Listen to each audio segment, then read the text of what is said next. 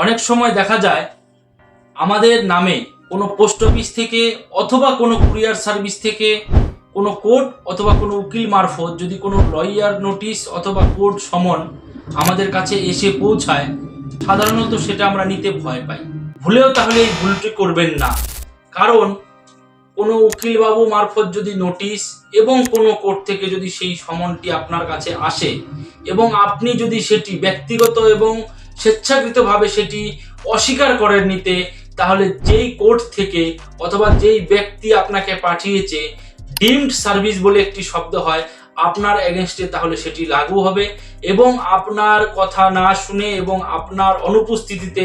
আপনার বিরুদ্ধে কোনো ফরমান অথবা কোনো অর্ডার জারি হতে পারে। আপনাদের কাছে যদি সেই ধরনের কোনো নোটিশ আসে,